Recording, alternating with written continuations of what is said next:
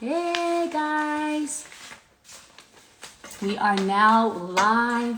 This is so exciting. I'm going to let some people start coming in to make sure I'm talking to someone. Welcome, welcome everybody. Let's see here. We have Susie, Mystique, hey girl. Shaw, Zags, hi. Kay Steppen, hey. I see Jordan Denenberg's in the house. Let's see here. Rita Candy. Good evening, everybody. This is really an exciting time. I think it's going to be an exciting conversation. As we know, midterms are right around the way. And, as I've, learned over the years, midterm actually is like one of the most important. It is like probably the most important time of a voting season of them all. Because this is where the real change can happen, and it affects what happens higher up. So I'm excited to be able to have this conversation today with my girl Mo, Monica, as you guys call her, but you guys know Mo and I've known each other for years. She is one of my sisters, and we are going to talk to Lady Stacy, Lady Abrams. She would tell us to call her Stacy, but I have to be respectful from the start. And just saying, I'm so excited for our conversation to get going today. So I'm going to look for Mo. I'm going to see where Monica is so she can jump on in. And then we're going to call our girl Stacy. And we are going to talk really, really good stuff today. We are going to learn some things today. We're going to hear from Stacy on her vision and her mission and the big plans she has for Georgia. Stacy is really that woman. She really knows how to get things done. We've learned so much from her in the past. I think we've all been so inspired from her. So before I keep on talking, let me find Monica, because I will start flowing. And I can't wait for us to chat with Stacy today. It's going to be so much fun. So let me find Mo. Let me see. Okay. Okay, I'm going to call. Invite to Monica. Guys, I swear, for all the lives that I've been doing, I'm still learning how to do this. Hey! Hey, Mo! how are you? Amazing. How are you, sis? Situated. Oh, I know you came in sideways. there, There you go. Fashion queen, fashionista. Mo, how are you? good. I'm so good. Good to see you. I know. We were just with each other not too long ago. So this I, is really fun. I This is know. going to be, what'd you say? No, I said we've been getting our time in. Yeah, it's been amazing. And this time is really special. Being able to talk to Stacey Abrams today, I think is pretty special for the obvious reasons. And she really is our girl. And us being from ATL, from Georgia, is so Atlanta. As I would say, it's so Atlanta. Us being Georgia girls, um, you know, just understanding the importance of having the right person at leadership there is really important, and especially now, right? Influence matters, information matters, and intent matters. And those Yeah, are the things that we're really bridging the gap here. Not just today. We've both always been like this because we care about not just people as a whole. And that's why I thought tonight was so important. And I love that it's the two of us getting a chance to really talk to her and give her the opportunity to inform people. It's the information sometimes that we're lacking. We yes, know we can get it from her. absolutely. I always say the more we know, the more we can grow. And in this case, the more we know, we can make the best decision and get up out our houses and vote.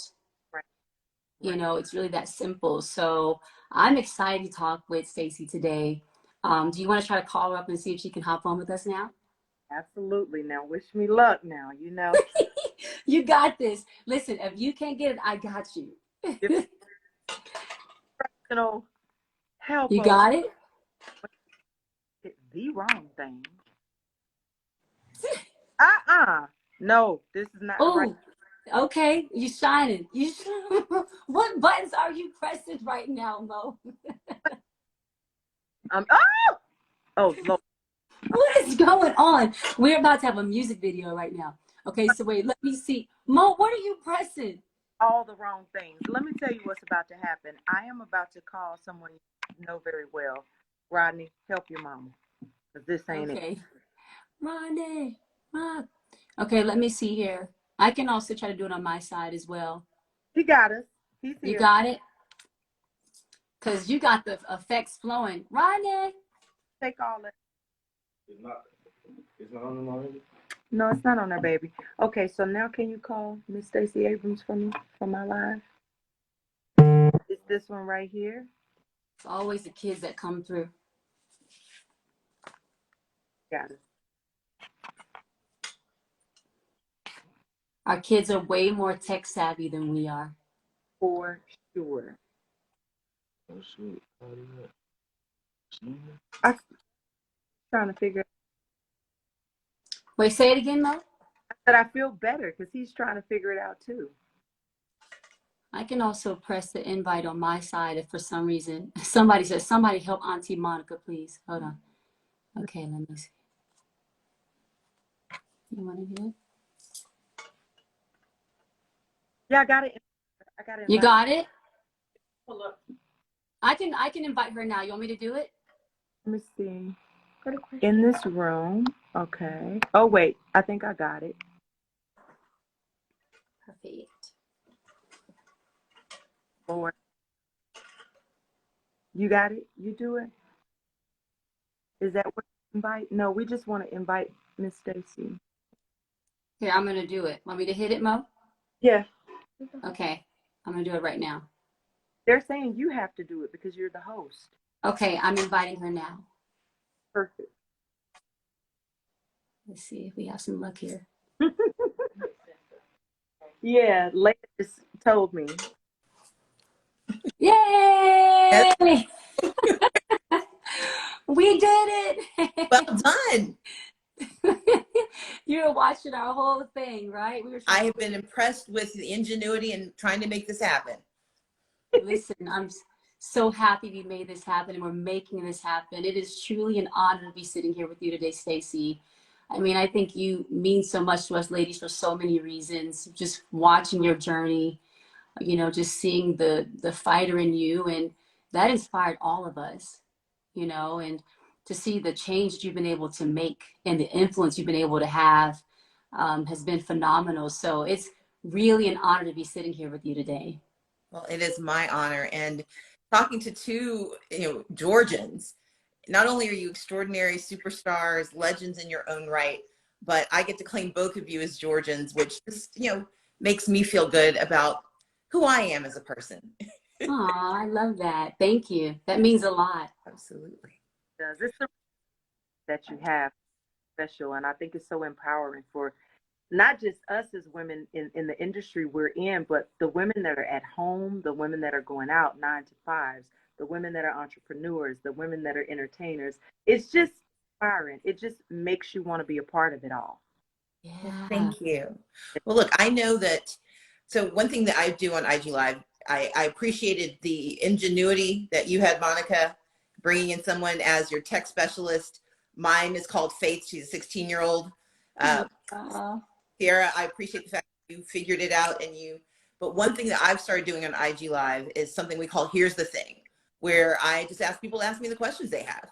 You can't expect people to be involved and engaged in politics if they don't feel that they really have ownership over the issues. And so I'd love it if you two would stand in for all of Georgia and ask me questions to do today's edition of Here's the Thing. Let's go. Well, Stacy, here's the thing. Yes. Okay. We definitely have questions for you, and I'm going to start with this first one. Why should people care about midterm elections and about governors? So when you go and buy a new phone, you get your phone, you get excited. That's the presidential elections. That's the elections we get told about. But that user agreement that you get that you rarely pay attention to, that sells all your information and costs you an extra $10 a year that you weren't expecting, or $10 a month, that's midterms. Midterm elections are when the work gets done at the state level, where it's closest to the people. We care about the presidency, we care about the Senate, we care about Congress, but they're setting policies at the top. But what hits us closest to home is what happens at the state level. And the person in charge of the state is the governor. So whether you're talking about education, how much money goes to your school system, whether you're talking about whether the highways and the byways in your neighborhood get paved, that's the governor. What happens with healthcare in Georgia, not having Medicaid, not having health insurance, losing Georgia Baptist Medical Center, that's all the governor's decision. And so we should care about midterms because they try to make sure we don't. That's when that's the fine print in government. It's when governors who control billions of dollars and so much of our lives make decisions because they know we don't know who they are and the level of power that they hold. But we can change that. This year, we can change that. So good. Really have the power to protect the freedoms and the people we love? Exactly. So one thing that we have seen with this governor, you guys may know, I ran for this office 4 years ago, didn't get it, not confused. I know I'm not the governor. But the person who won this election, his very first year in office, he passed a 6-week abortion ban, a ban that says that women cannot access reproductive care before they know they're pregnant. And it allows investigation of women if they have a miscarriage. They can be investigated. We know that if you are a victim of rape or incest or human trafficking, you have to file a police report to be able to get access to the services you need. That's the governor's decision. He wanted this law. He said he was overjoyed about it, and he plans to make it worse. In fact, he was caught on tape last week saying he wasn't sure how he felt about contraception and the fact that they could come in and possibly do something about contraception. And so our freedom as women to control our bodies, our freedom as voters to be able to access the polls, our ability to make choices about who we are and who we love, all of these things are on the ballot because the governor in this current day and age is the person who signs those bills, pushes that legislation, and makes decisions about the kind of freedoms we actually enjoy. And I want a governor who actually believes in my right to be free. Absolutely. I mean, it's just so amazing when you think about it. You know, all those things you said are just like insane. And I think for all of us women, it's been so hard to deal with, you know, being in this time. And that's why, as you said, midterms are so important, right? You are important for that matter, you know. So what I also want to ask is we hear so much about voter suppression. How can we be sure that our vote counts? So here's what voter suppression is, and it gets conflated with voter or election fraud. Let's be clear, voter fraud, election fraud doesn't happen. That's basically somebody putting on a mustache and a hat trying to vote more than once. It's somebody manipulating the system to change the outcome. Does not happen. Even the people who hope for it and study it will tell you it only happened. You're more likely to get struck by lightning than you are to have somebody commit voter fraud. But voter suppression is about access. Fraud is about outcome. Suppression is about access. Can you register and stay on the rolls? Can you cast your ballot? And does your ballot get counted? And unfortunately in Georgia, we have a governor and a secretary of state who get credit for not committing treason because there was no fraud, but they don't get held accountable for suppression. They've made it harder to get your absentee ballot. They've made it easy for people to challenge your right to vote. They have made it hard for people who have to stand in line for hours to get water and food, just basic things that the Bible says you should give to strangers. And so for me, the issue is we have to know that they're putting up these obstacles, but we cannot be cowed by it. We cannot give in to those obstacles. We can get around them. And that's the work that I've been doing for the last 4 years. And that's the work I want all of us to do. What they are most afraid of is if we show up, we can win. The best way to combat voter suppression is to overwhelm the polls with our presence. And so, yes, your vote will count if you show up and if you bring your friends with you. If we prove that we deserve to be heard, then yes, we will get those votes counted. But they win when they convince us it's not worth trying. Voter suppression is most effective when it makes you think, I'll just stay home. That's when they've gotten exactly what they want. They've stopped you from casting a vote. Your resilience is so admirable. Even though you're not the governor yet, you have acted as such, and you've informed us consistently as such. And I'm really concerned as a mom who are still out and things like that. Here, where I was born and raised, But what are your plans for the women of Georgia? You touched on it, and you talked about some of the things that are already being implemented that take everything important to us from us. What are your plans for the women of Georgia? So today is Black Women's Equal Pay Day. And what that means is that it took until today for Black women to earn what white men have already earned. That's how much longer we have to work because of the pay disparity. That it should be offensive to everyone, male or female, regardless of race. If you were doing the same work, you deserve the same pay. So part of what I want for women is equity. I want us to have equal access, not only to pay if we work for someone, I want us to have equal access to contracts if we work for ourselves. I want women to be able to access capital. We have so many small businesses. In fact, I was just down in Stonecrest at New Black Wall Street, and 90% of the business owners are Black women.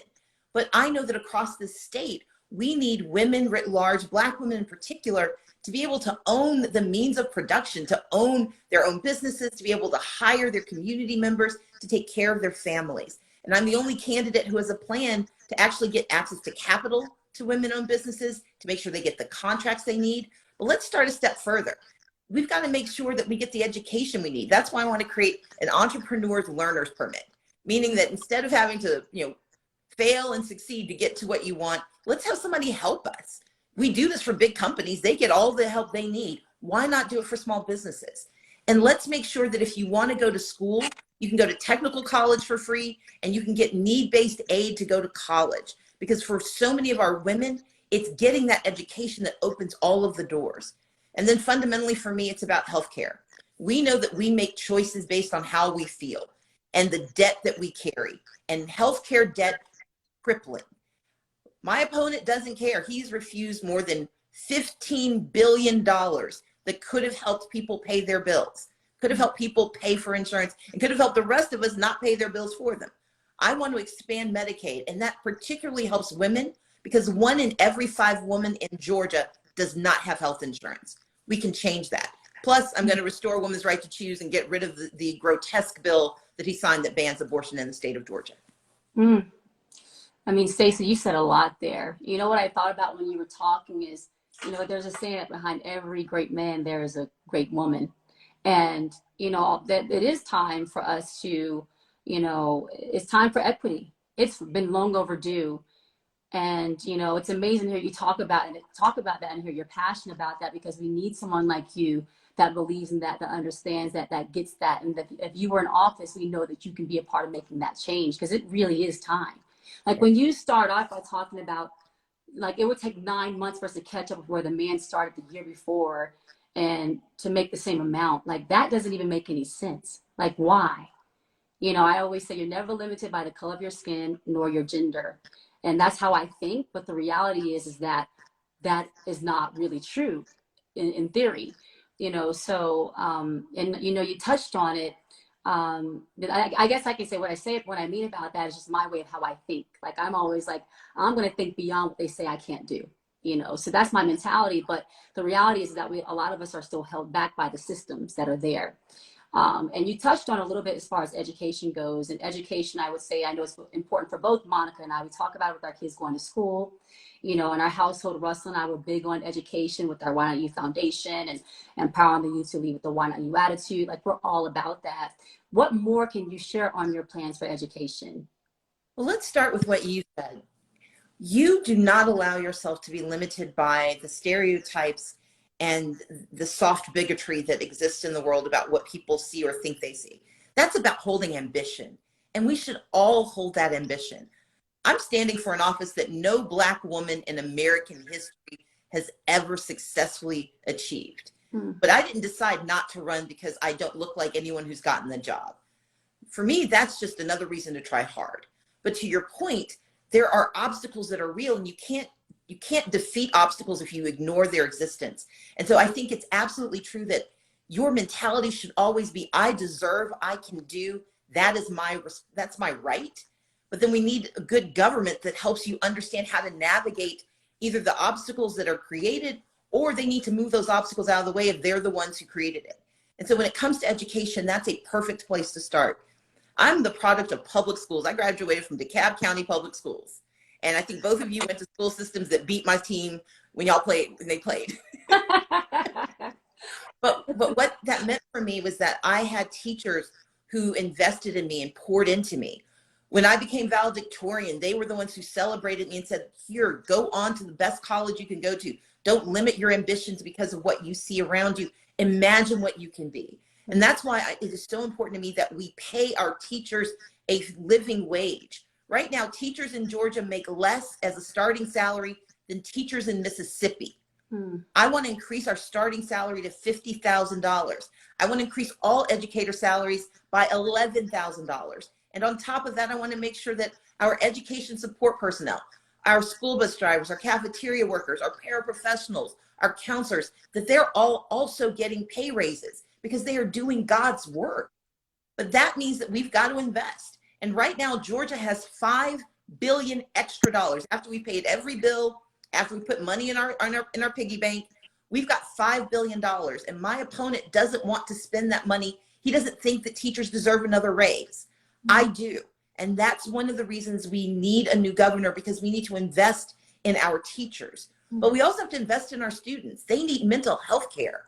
And right now they can't get it because we won't expand Medicaid. Medicaid not only gives insurance to poor people, it helps communities get access to doctors and nurses and therapists and counselors, because when someone has insurance, they can afford to get the support they need. That's why I want to expand Medicaid. And the thing is, we can do all of the things I want to do without raising taxes at all. We don't have to have new taxes. We just have to have good leadership. But I think the most important piece, I believe in public education. I don't think that we have enough money pouring into the system, not just for money's sake, but because we know it's harder and more expensive if a child lives in an extended stay hotel for her to catch up the next day. If you live in a rural community and you don't have the internet, that costs more.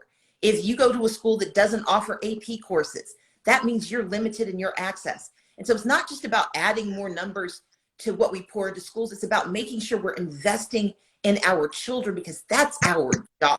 And I think that's what, Ciara, both you and Monica are such perfect examples of. If we pour into our children, the return on investment is extraordinary. And look, I don't have kids myself, but I've got a borrowed 16-year-old who lives with me. And her name is Faith, and she's the most amazing child, a teenager, sorry. But what I love about her and what I appreciate so much is watching her grow, watching her think about things in a new way. And the pride I feel, even though I had nothing to do with bringing her here, I'm so proud to have some small role to play in bringing her up. So sweet.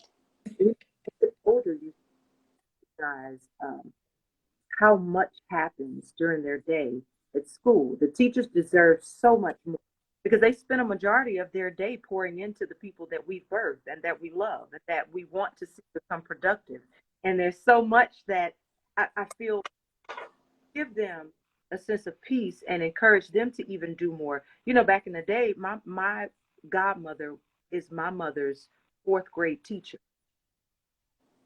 That relationship carries over into your adult life and who you become and what you believe you become. People don't understand that these are the people that help them to understand that these things that we've done already are possible. It happens. You know, and I don't think people realize the importance of it, or whom you've spoken of clearly doesn't realize it. So we totally support what you're saying there.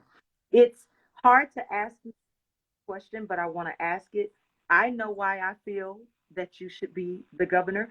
I know many things that you've taught me that has changed the temperature and the format in the household for how we vote and how we think, and what we know the governor actually holds in the palm of their hand for the state of Georgia. Explain to the people that are watching that may not understand it the way we now do because of you, why do you feel you are the best choice for governor? So we know that 4 years can change a life, whether it's 4 years of high school, 4 years of college, 4 years in a job you hate, 4 years in a job you love. 4 years can change your future. The governor serves for 4 years. And for the last 4 years, we've had a governor who has ignored a housing crisis. He's ignored a healthcare crisis. He's ignored a gun violence crisis, and he made it his mission to strip women of their right to choose. I'm running because I believe we have to get back to the fundamentals, back to the basics, investing in making housing affordable everywhere in Georgia, making sure that we expand Medicaid and lower healthcare costs, but also save hospitals. It should appall every person in Georgia that we are losing one of only 2 level 1 trauma centers that serve nearly 50% of the state. If somebody gets in an accident on I-20 or 285, if Grady can't take you, where are they going to take you? When that hospital shuts down, that's what we're facing. I'm running because I know that we should invest in education at every level. And because I know that people need to be able to make a good living, whether they work for themselves or someone else. And right now we have a governor who basically sells the state of Georgia to others by saying you can pay them low wages when you get here. I want people to compete for us and invest in us. And I want us to grow our own jobs and invest in ourselves. And so for me, becoming governor is about doing for the people of Georgia, fighting for the people of Georgia, the middle class, the working class, the forgotten folks, helping those who never believed that they had a real shot, but also helping those who got their shot to do a little better, because usually they'll reach back and bring somebody else. And so, fundamentally, I want to be governor, and I will be a great governor because I was raised to work hard, to look out for others, and to never quit. And that's what I want to do for the state of Georgia. So amazing. You're very kind. Well, so look, you two have gotten to ask me a lot of questions for Here's the Thing, but now I'm going to turn it on you. And I'm going to start with you, Ciara. Can you tell me, you've become more politically active. Both you and Monica have become much more politically active and louder about your beliefs. Can you talk about why that is? What was the switch that turned on for you? What made you engage? And which politicians are you thinking about? How do you decide who you support? Well, I think for me, it's just understanding the power of my voice, knowing that my voice matters. My voice carries weight. And I say that because voting is where I can use that power, and it's been a great feeling to have an experience when I've been a part of voting, and what I voted for, who I voted for was in office. That was something that was really, it was just an incredible, I felt like I was a part of something. Like I felt like I was really making a difference in that moment. I think that when you understand that that really can make a difference, you get up, you get out, you go vote, you use your voice. And as far as the politicians that I personally gravitate towards, I always look for the person that's that's meeting me at my level, meeting us at our level as humans, right? Where's the compassion for humanity? I think as you talk about the person that's in office right now, it's like, to me, they think more about business versus humanity. Like when you were talking about education, honestly, I want to interrupt you a few times. I was like, keep it together. But what you were saying is true. Like I have an incredible passion for education and teachers. I am very, very sensitive to teachers because God knows I got 3 of these things around my house, 3 children. Monica has 3 children too. And it is work. Teachers get up and they go and give their all to walk away with so little. And for me, that bothers me. It's been a passion thing for me for a long time. And I've been trying to figure out how to also get involved in that space more because teachers deserve so much more. But to hear your passion about these things, right? To hear how you're thinking about the full picture, that can really change the history of things, change the whole, not just the history of things in general, but someone's family. When you talk about Medicaid and Medicare and wellness, we have to be thinking about these things. So when I hear someone like you speak about those things, I get passionate. I'm like, whoever's watching right now, why wouldn't you want to get up, get out and vote and use your voice? This is a chance for us to be heard, and so when I understand that, I get excited, I jump all in. I want to use my platform to share and all the things that I'm learning in the process. And I love when someone is meeting us where we are. That is the only way that we're going to make true changes. It's time. It's time for something different. It's time for something new. It's time for someone who really cares. I feel like these past few years that we've been living in, we were taking some steps forward about,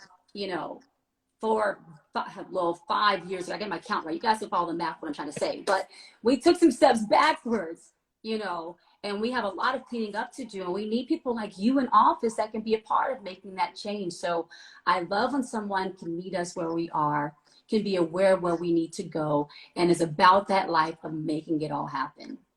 Well, thank you. Yeah. Monica, what about you? I share the same sentiments. We talk about a lot of this stuff because my kids are a bit older, and us being around through the births of the six of them in different ways and different capacities, you get a chance to see how the things that are changing change them. The things that are changing. You know, you look at the crime here now, and I look at where I'm from. I'm still a person that keeps not only my feet, but my heart and my ears to the streets that I'm from.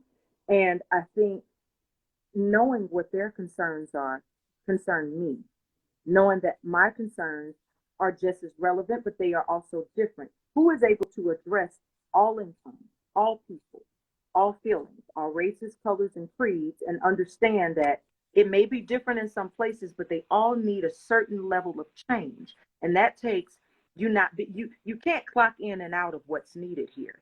And that's one of the so easy for me when you guys reached out to me and you and I talked on the phone, Miss Stacy. I told you, I said, I'm here, and I meant what I said.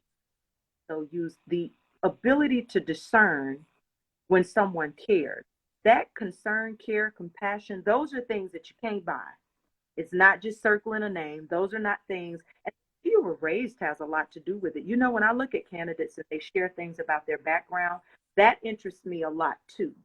When you have people that care about their community, part in educational backgrounds for people like yourself, and how your parents pushed you towards higher learning all your life.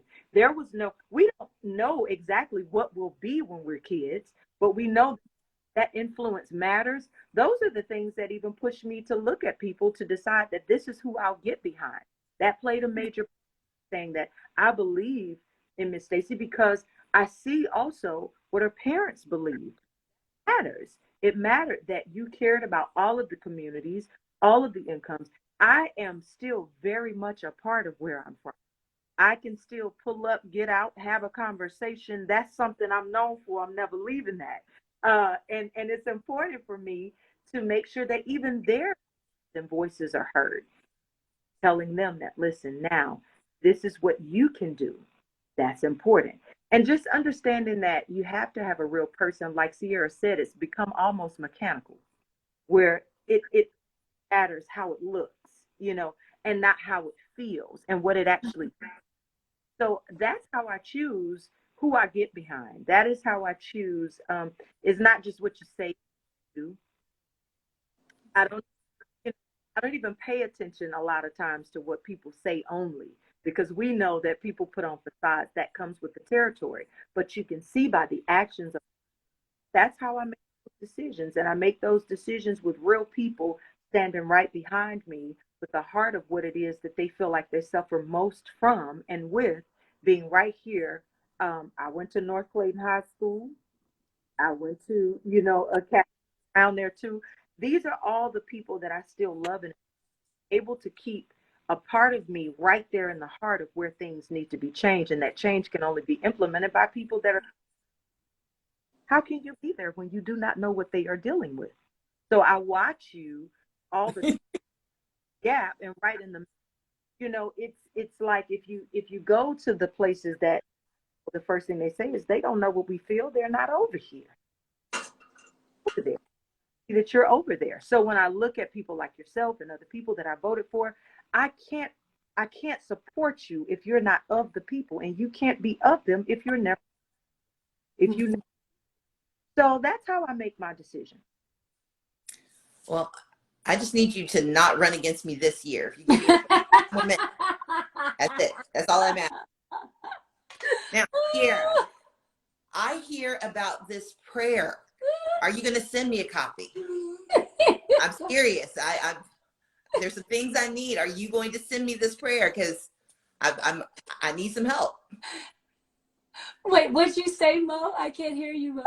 One for me, or that's another day. This is my. First of all, listen, ladies, You can call her later. This is I asked first. Listen, Stacy, I got you. No, but let me tell you, I always say prayer works. Prayer really does work. I am an avid believer in prayer. That has carried me through so many parts of my life. And, if I'm just going to say, we can go ahead and pray right now. Heavenly Father, let's bless Stacy to be the next governor of Georgia. Let's go. Come on now, in Jesus' name. Amen. Amen. Yes, prayers are up, Stacy. We've got to do this. Stacy has got to be there. This has to happen. So yes, I got you on the prayer. Okay, we can pray in many ways. All right, but we are Thank you, ma'am. praying for you to be the next governor. So let's go. Well, my priorities straight. Thank you. Now, Miss Fabulous Monica with the hat.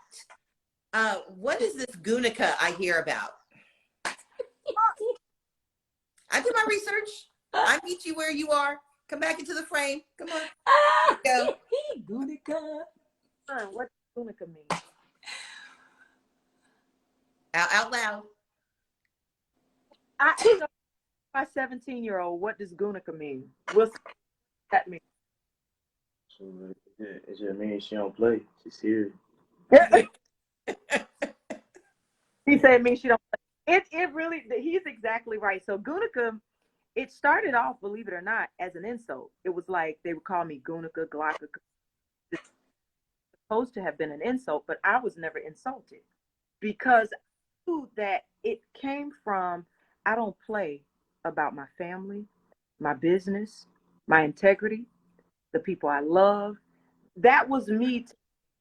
And one thing that I did do was I matured Gunica a bit. Less of the pop off and more of what I stand for and how I stand for them is important. A part of what I want my legacy to be is authenticity, genuineness, the ability to still touch the people and never think I'm above anything because we're all just everyday people. And sometimes when people do what we do, they forget, they think they're above something. No, it's the people that keep us where we like to be. So the second you forget that, you and I are not the same. But Gunica really derived from me, Miss Stacy, you remember kick down the door and smack the chick just to show I have in it. Okay, but I've gotten control. I don't see about Well, there, but it did start with me just play. I don't play, period. And you can't, especially about the things you love and the people you love, who you are. I don't play about who I am. If I read something that's not true, I question myself. So that's where the Gunica has come. I've matured her a little bit. We have fun with her. I was never offended when I was given that nickname because I knew that that was a person that didn't understand a real person. And that's something that I never plan to lose. So if you ever have a problem during this election, I'm getting prayer and Gunica. This has been a very, very, very beneficial IG Live. Okay.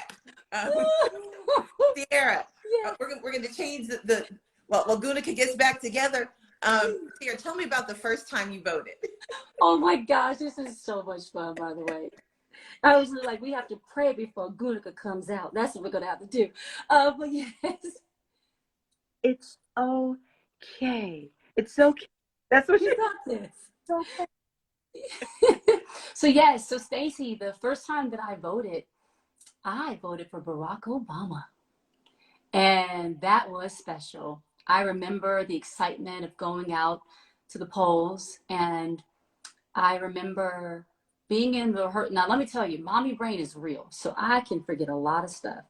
But I'll never forget being in my rehearsal hall late night. I was rehearsing for some award show. I don't remember the show I was rehearsing for, but I remember standing by the TV and them announcing that he was our president. That was unforgettable and obviously monumental. And that was a great moment, an example where I felt like my voice was heard. Like I was a part of that.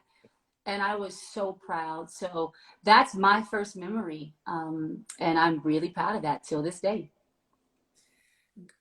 Monica / Gunica.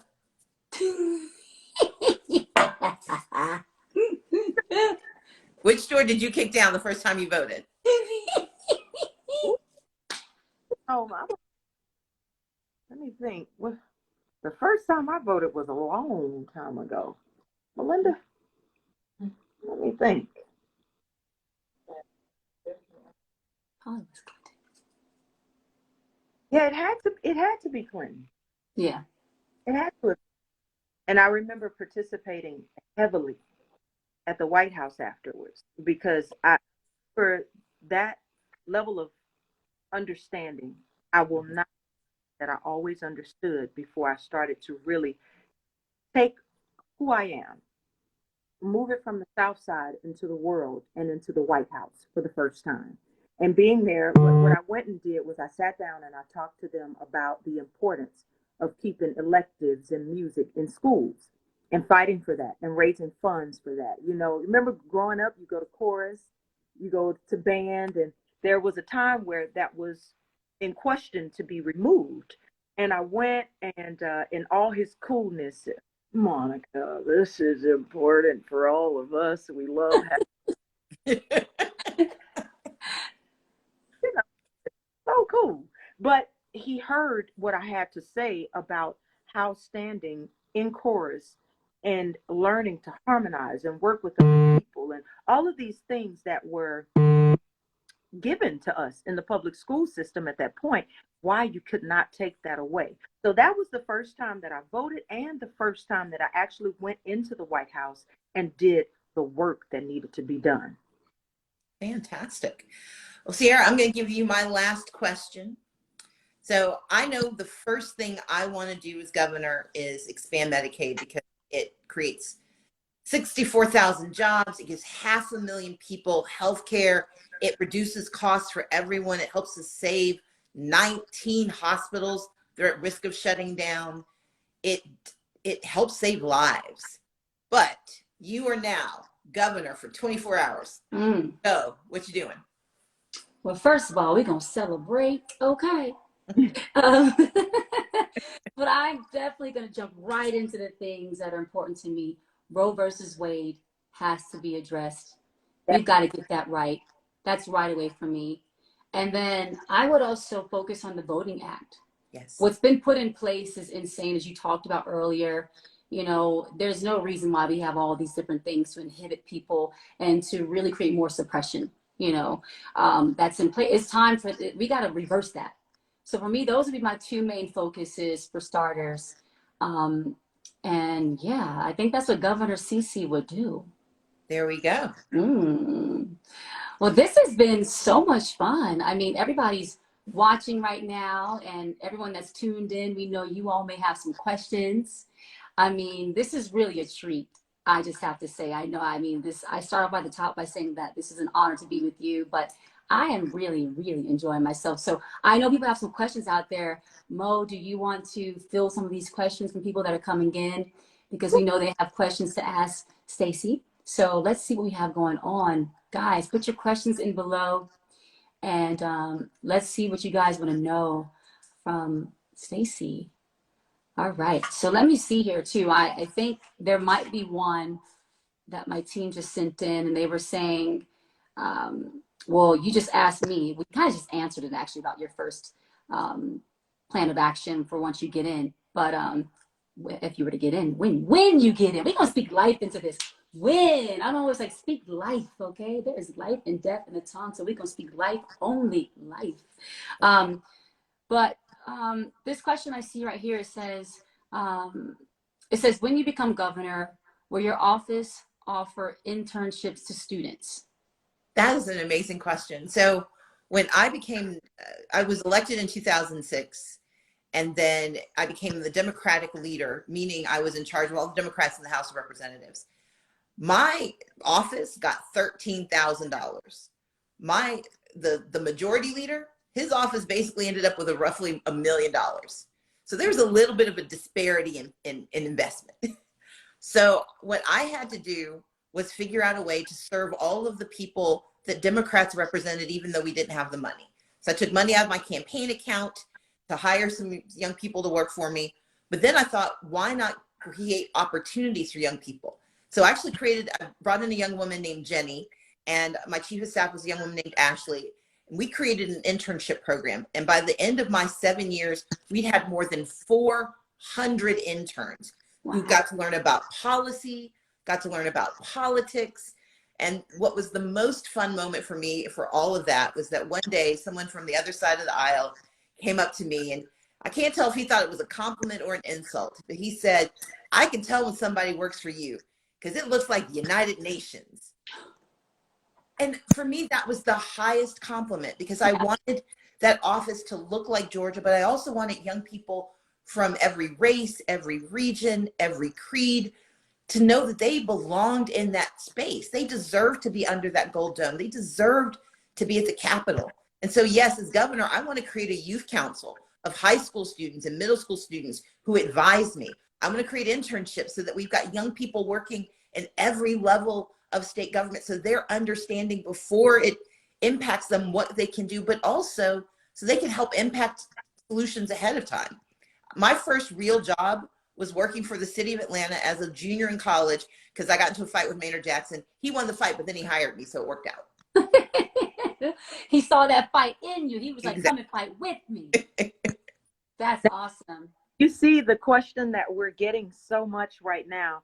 People are saying, Miss Stacy, when you win and after you run as governor, will you run for president?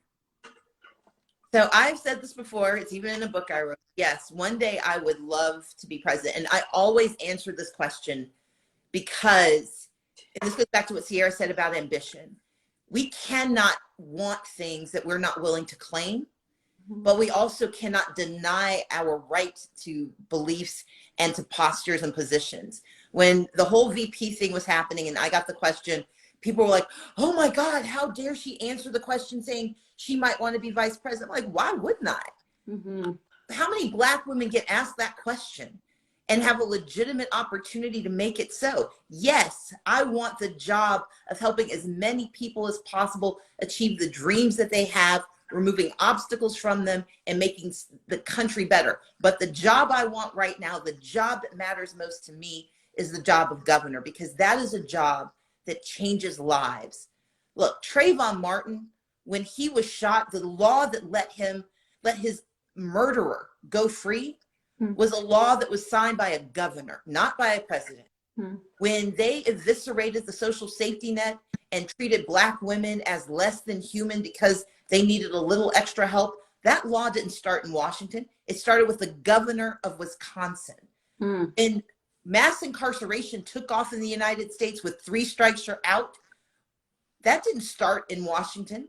That didn't start with the 94 crime bill. It started with the governor of California. He passed and signed the first 3 strikes you're out law. And if we live in the South, we know that Jim Crow, those laws that denied Black people their citizenship for 150 years, was signed by 9 governors. It never had a single federal law. And so for me, the most important job, especially in this moment, is the job of governor, because we need someone who believes in our humanity, in our integrity, and in our right to thrive. That's why I want this job. And so, yeah, I'll think about some jobs later on, but the job I want in 48 days, because I am counting, is the job of governor. Yes, let's go. That is so inspiring. Your fearlessness is, I mean, this is how we have to think. We have to think this way as women. We have to believe in like what we want to do, who we want to become. Why not us? Why not her? I mean, I hope that everyone that's watching, especially the ladies, are getting a dose of major inspiration right now. Ladies, let's go. This is amazing. Okay, so then let's see, we got some more stuff here. Let's see. Okay. I think my team sent in something else too here to my phone. Okay. Oh, this is a good one. How will you help the ATL film industry thrive as a governor? So let's understand that the film industry is not just Atlanta, it is the state of Georgia, but it is under attack by the current governor. We know that we lost Music Midtown. We lost Music Midtown because of his gun laws. Because when Georgia has the 9th highest gun violence rate, and the guns are the #1 killer of our children, instead of strengthening gun safety, he weakened gun laws. And because of that, because of the weak gun laws in Georgia, Music Midtown took its $50 million and left. We know that because of his voter suppression law, the one he signed in 2021, we lost $100 million from the All-Star game. They said we can't bring people. In fact, it was the Black players with the MLB who said, look, we don't want to come to a place that doesn't treat us with the respect and the voter access that we deserve. And so they lobbied, and that game left. And when it comes to abortion laws in Georgia, I have spent so many hours on the phone talking to people about why I need them to stay and fight. But we need to win, because now that that law is the law of the land, now that women are denied the right to control their bodies, it's going to be harder and harder for projects to stay here in Georgia. When a woman knows that she's going to be on set for 9 months or for 8 months or 6 months, but she's got to know within 6 weeks what she can do. Otherwise, she faces being criminalized. The doctor who helps her faces 10 years in prison. It's going to be harder and harder to keep that industry here. And here's the thing. We forget that when the film industry came to Georgia in 2008, it didn't just organically grow here. We got it from North Carolina and we got it from Michigan. I know Monica remembers, and Ciara probably does too. Dawson's Creek was filmed in North Carolina. All these films and television shows that were happening in North Carolina and in Michigan came to Georgia when they got governors who decided that they didn't have to do what the people wanted. And that's how Georgia got it here. And we need to understand that there are other states that are eager to take this film industry from us. And that's why I want to be governor, to not only have the laws to make certain that people can work here, but make sure they want to stay here. But in addition, I'm going to protect the tax credit. I'm going to make certain that we are creating apprenticeships that help folks from our communities that are often underserved and overlooked, get jobs in the film industry. Right now, you got to know someone to get somewhere. And I want to create those internships that let our young people get into the industry early so they can grow their opportunities. And I want to make sure that we're providing financing so that those independents and those creatives who have amazing ideas but don't know where to start don't have to put themselves in the hawk to get started. But you need a governor who actually believes in investing in people and protecting our freedoms for the film industry to stay here in Georgia. That's so good and so powerful. Someone will save Georgia. Yes, we clearly see that Stacey Abrams can save Georgia. Come on. Well, let's see what else we have. Mo, do you see some other questions there? There are actually several good ones that they just handed me. Okay. Younger. What piece of advice do you have for younger generations who want to make a change? What would be the steps that they take to do so? So let's start with why I talk about voting so much. Voting is not magic. I know politicians talk about it, you vote and these magical things happen. It doesn't work. Voting isn't magic. Voting is medicine.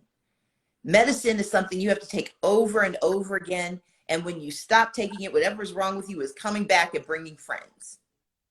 And so part of what young people, the power they have is when you understand it's medicine, then you organize around how do you keep it going. And that's something I've seen young people do spectacularly well on every issue that matters to them. But when we don't use that power in voting, then the people who want us to stay sick, the people who create the ills in our society, they're doing their part. And they get amplified by it because they know we're going to get distracted, or worse, we're going to get depressed and give up. And so the first thing is, do not let people take your attention from your mission. The second is, know that you're not in this alone. Those who are older may not have gotten it done, but some of us are still working. We're just waiting for you to come and help. I got to do a speech when I was 19. I got to speak at the 30th anniversary of the March on Washington. And I talked about 3 things: jobs, justice, and peace. Still working on all 3 of those. But where we were 30 years ago is not where we are today.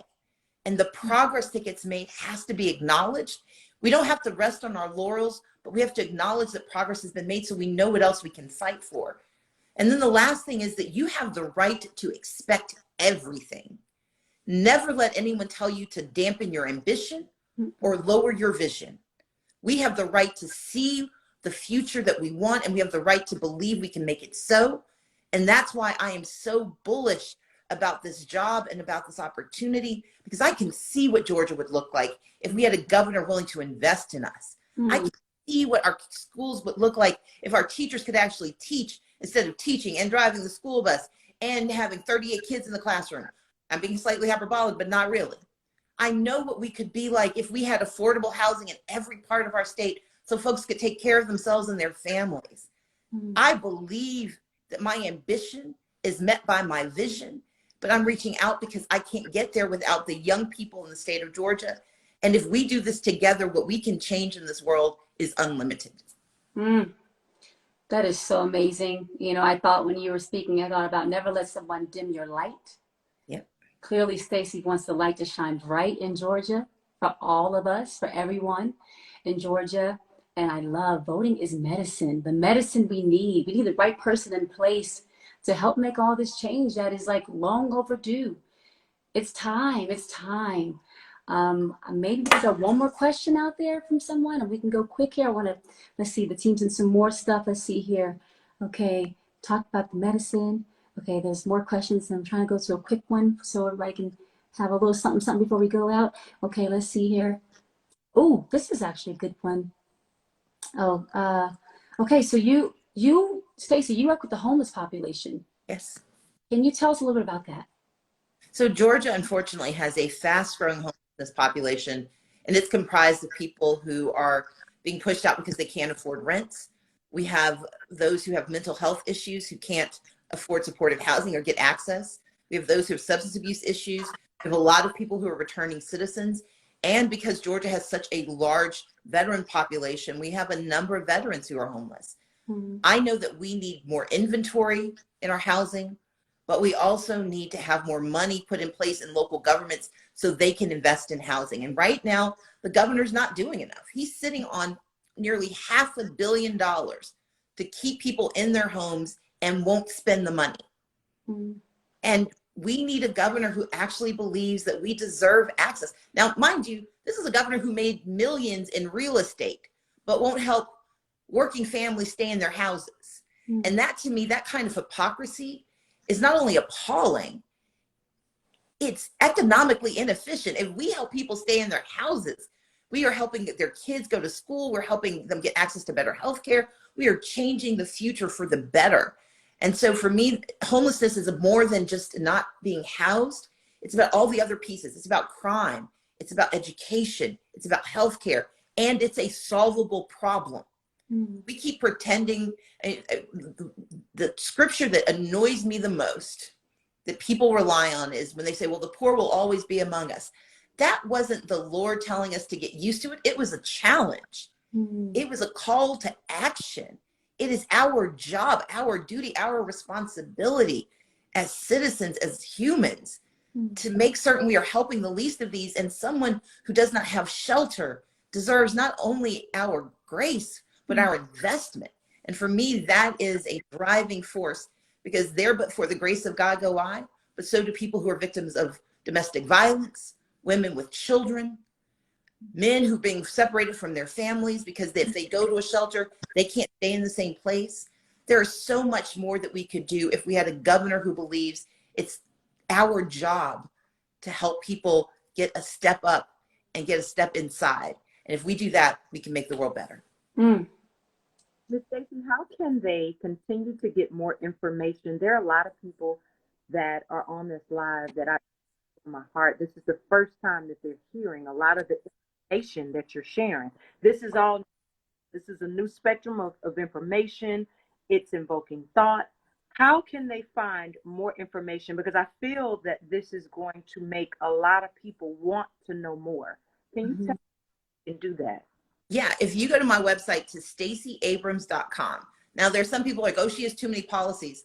We've got a lot of issues in the state. And so I try to really tackle the issues that people care about. So if you go to my website, it's not going to be like a 5-second snippet. We'll give you some headlines. But if you want to know more, you can click on the link and you can learn more about the issue and learn about why the solutions matter.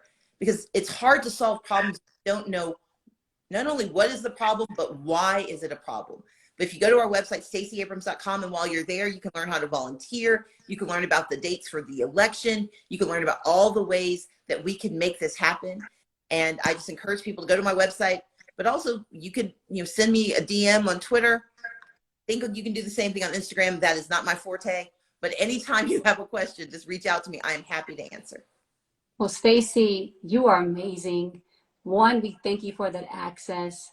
You are special, to be even extend yourself in that way. Again, I really believe is where we're going to see change happen. We need someone that's for the people, and you are a woman for the people. You inspire us so much, and this has been a total honor to be here with you today. Just thank you so much for your time. Thank you for how you're pumping so hard on this journey. We are pumping hard for you. We are believing in this journey. Why not? Stacy, let's go. Mo, this has been fun. This has been amazing, right? I respect and admire. You guys always touch lives, and I feel like we can do this together. What happened 4 years ago has nothing to do with what will happen in just a couple weeks. We got your back on this end. We got your back. So for everyone that's watching and all the Georgians out there, the Georgia pages, you guys make sure you remember that the last day to register in Georgia is October 11th. Early vote begins October 17th. Early vote ends November 4th. And election day is November 8th. 48 days. Let's go. This has been so much fun. Thank you to everyone who tuned in. Stacy, thank you again. It was an honor. Mo, I love you. Thank you, Stacy. Thank you too. My inner fangirl is just so excited right now. Ciara, Monica, thank you so much. Your grace, your kindness, and your engagement means the world. So thank you for having me. Woo, let's go. Team Stacy. Hey. There. Hey. Bye, ladies. Bye, guys.